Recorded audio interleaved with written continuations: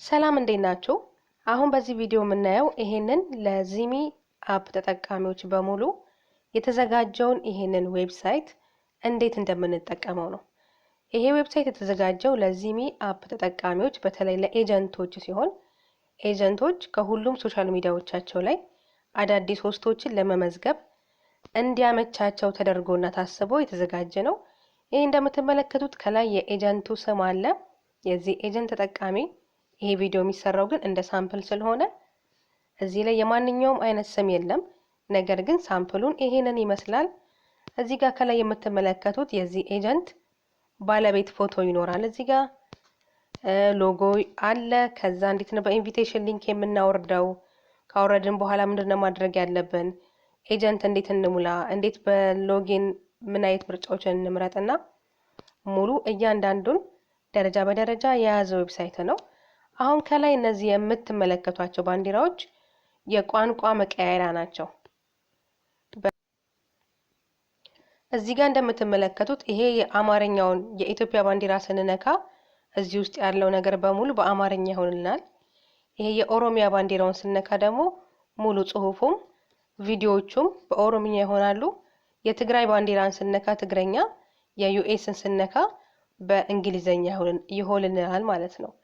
ይሄ እዚህ ጋር የምትመለከቱት 3 ሰረዝ ደግሞ እሱን ስትነኩት የዚህ ዌብሳይት ባለቤት የሱ ስልክ ቁጥርና የሱ ሙሉ ሶሻል ሚዲያዎች እዚህ ውስጥ ገብተን ማየት እንችላለን ማለት ነው።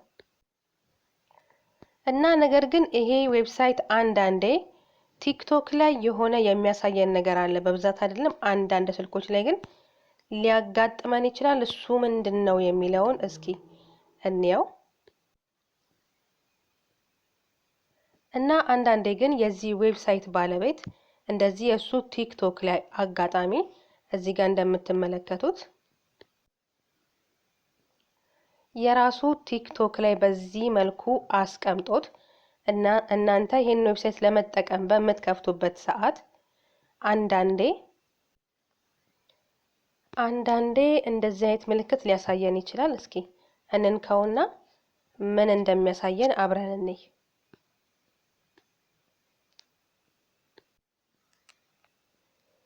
እና ቆይ እስኪ እየፈለገ ነው።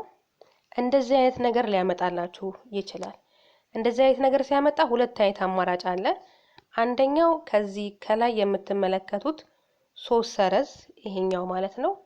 እሱን ነክታችሁ ከዛ ኦፕን ኢን ብራውዘር የሚል ይመጣል። ይኸው ስትነኩት 3 ሰረዙን ስትነኩት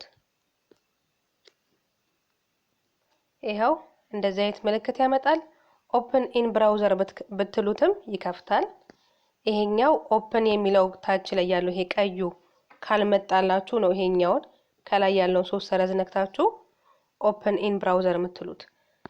ነገር ግን እንደዚህ በኦፕን የሚል በተን ካለው ግን ይሄን ብትነኩት ቀጥታ ይከፍትላችኋልና እንደዚች አይነት ነገር ከመጣ ይሄ ዌብሳይት የለውም የማይከፍት ዌብሳይት ነው ወይ ደግሞ በሌላ አይነት ነገር ደንግጣችሁ እንዳትወጡ እችኛዋን እንደ ሐሳብ ለመናገር ያክል ነው። ይሄው ልክ ኦፕን የሚለውን ስትነኩት በዚህ መልኩ የዚህ ኤጀንት ዌብሳይት ይወጣላችኋል።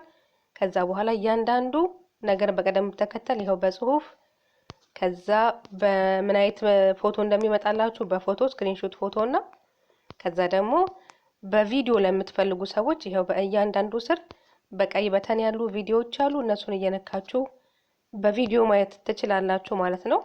ቀጣይ ቪዲዮ ጋር እንገናኝ።